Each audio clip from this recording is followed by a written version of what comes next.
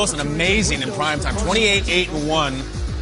But all the Eagles' wins this year have come in primetime games. Something's got to give. What's it going to be? Scoreless early. Carson. No, that's not it. All right, so a little bit rusty. Try to go to Greg Ward there. Later here, 2nd and 13. He's got Goddard. This is going to be a big play. Put it out there. Bobby Wagner catches up because the ball hangs in the air. And Jalen Hurts is in. He's in. What are we going to do? All right, looking. He goes to Alshon Jeffrey, who makes his first catch of the season. Okay, he's going out. He went in for one throw, and then they took him out. So that was a little bit weird, but I guess Carson's going to take advantage of it and run with it. Meanwhile, Russ, take advantage of this. DK, got it. 52 yards. DK versus Slay was something. We'll get into that. That was much ballyhooed on the broadcast, and it was very one-sided. Look out! Is that Lockett? Nope.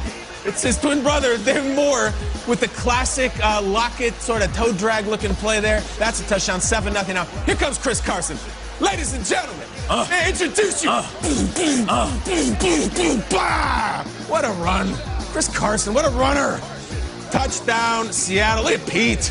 Did you know he's the oldest coach in the league? Pete Carroll fired up. There's millions of shots in primetime games and Pete Carroll just gesticulating wildly. 20-9, a 4th and 4. We're going, and we're going nowhere. Look at how cool that touchback was. We are doing a flapping the wings. Andre Diggs interception, and that is a wrap.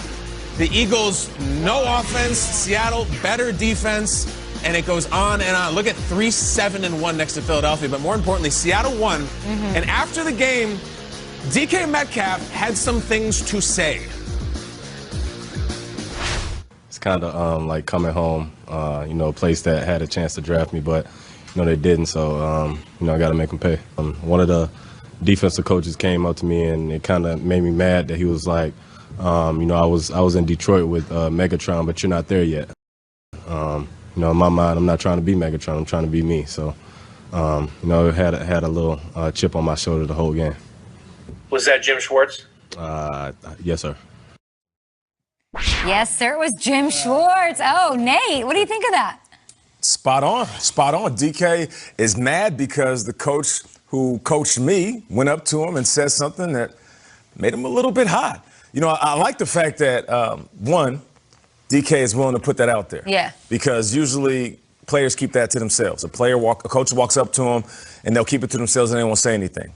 2, I know Schwartz. I don't know if he is saying that to get into his head. I don't know if he is saying that to make him mad. But Schwartz, Jim, I'll just say you might want to leave that dude alone, man, before the game. Now, to bring it back full circle, DK isn't Calvin Johnson. He's not close. Is he one of the closest things to mimic Calvin Johnson? Yeah. But it took Calvin Johnson 6 or 7 years before we respected him as the best receiver in the game. It took him 9 years before we looked at him and said, please don't retire, CJ. So for us to look at DK and tell him that, he understands that, which is why he was calm and said, I'm not trying to be Calvin. I'm trying to be DK. But I'll tell you this, and this is just a warning to all coaches. Please do not go up to beasts like this and poke the bear. What a story. Jim Schwartz is going to be asked about this. And it could have been like, hey, Calvin, I used to coach Megatron. You keep working, or hey, DK, you keep working, you're going to be just like him. And it could have been that. But he took it and ran with it. This is why I'm kind of triggered by it, though. Do you remember what happened the last time DK Metcalf went to Philadelphia? Like, in the playoffs, he had 160 yards against the Jim Schwartz defense. Most ever by a rookie. Ever! And literally, watch this at the end of the game. Catches it downfield, is going to get up and wave goodbye to the Eagles fans, of which there were allowed back then, and eliminate the Eagles from the playoffs. So Jim Schwartz got shredded by DK the last time he saw him. To approach him in any way other than you're the man, I'm going to just suck up to you right now, would be a really strange strategic choice by a guy who, as we know, is no wallflower. So maybe he did go up to him and talk a little junk. That was probably not the best move. Ask Darius Slay. He did the same. Yeah, look, and the truth of the matter is, I looked through 2 years of their career, Nate. DK Metcalf's numbers hold up against Calvin Johnson. Is he not the same Hall of Fame? Is he going to lead the league in receiving yards? I don't know. And break records? Who knows? But I wouldn't have poked the bear either because he absolutely shredded them when it mattered most, especially on that deep pass. And last night, he was incredible. Might be a bigger story in Philadelphia than it necessarily should be. Or it's just a typical story with the Eagles this year. Like, what are we doing? Just stop. Or did DK learn something from watching Michael Jordan's Last Dance and heard a compliment and flipped it and turned it around and used it as motivation.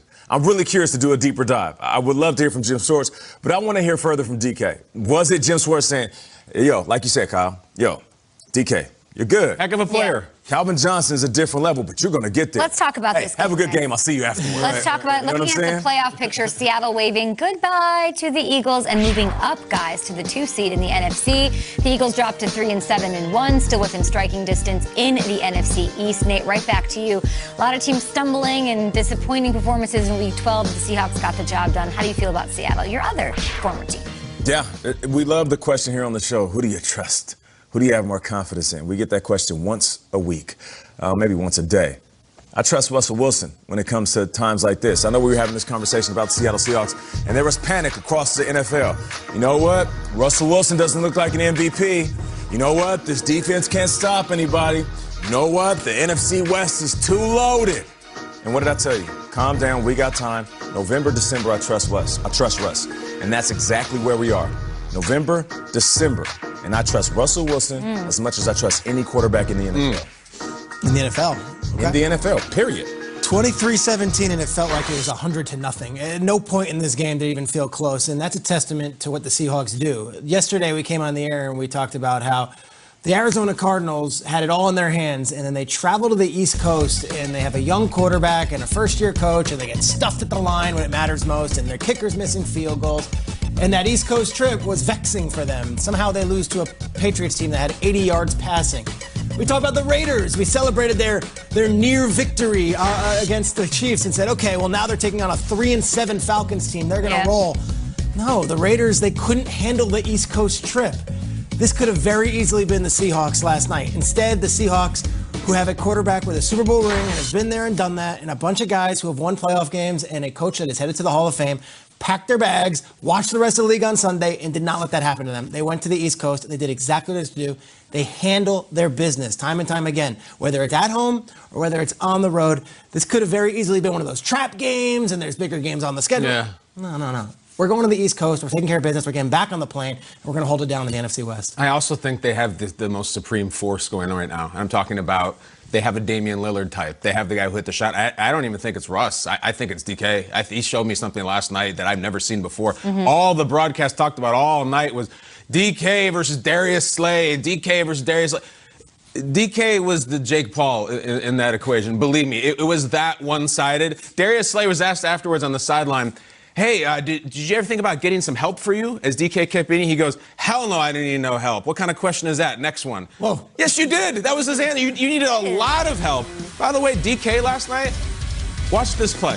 The safety has a clean shot and just runs over him. I don't see anybody doing that type of thing.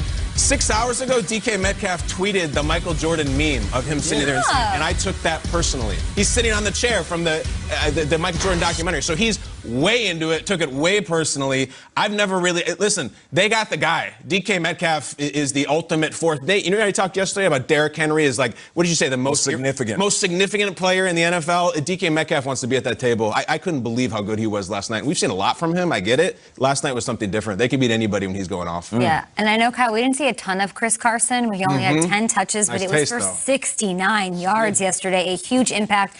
I talked about it. When he's off the field, it's not the same team. They are 6-0 when Chris Carson is out there. I like a sous chef for the guy who wants to cook. Let Russ cook all that. That's all cute. But a run game is a great way to balance it out. And we didn't even see him at full force. Maybe he's not 100%. They're working him back into the offense. But if Seattle's going to emerge from the NFC, he's going to be a huge, huge part of that. He looked good. I don't know about a sous chef. I think he's like a butcher. You know, like with the big cleaver, just hacking pieces of meat and throwing them to Russ. Just blood all on his apron. What an angry thing to say. It's as if you have angry runs today. In fact, Kay, because of strange schedule shifts, we have angry runs tomorrow. Yes, on the show. Special version. Keep sending them, and then we might have them Thursday after that. Wednesday, It's all going on right here. Tom Pelissero joining us right now. Tom, thank you for hanging out with us here on the show. We got news yesterday about another postponement. We just talked about it. Ravens and Steelers. What is the latest? Okay, no Ravens and Steelers tonight. That game has now been postponed for a third time, allowing the NFL and its medical experts to get another day of COVID-19 testing results, also allowing Baltimore players to get a little bit more training in and avoid any soft tissue injuries that might pop up after a long layoff in light of their COVID-19 outbreak. That also required the shuffling of a couple of games in Week 13. So here is now the latest and greatest version of this schedule. Week 12 finally concludes with the Ravens and Steelers at 3:40 Eastern Time tomorrow. Why the early kickoff? Well, NBC has the Rockefeller Center Christmas tree lighting. Can't conflict with that, so they'll play in the afternoon. Week 13, Washington and the Steelers gets pushed back from Sunday to Monday, now 5 p.m. Eastern kickoff. And the Cowboys and Ravens now has been moved from Thursday to Monday. It'll end up being next Tuesday, the 8th, 8:05 p.m. Now, the Ravens were back in their facility yesterday. They had a walkthrough and a conditioning session. They'll have another walkthrough today, and then the plan is to travel to Pittsburgh tonight. In terms of rescheduling, these are medical decisions, but there are some competitive implications here.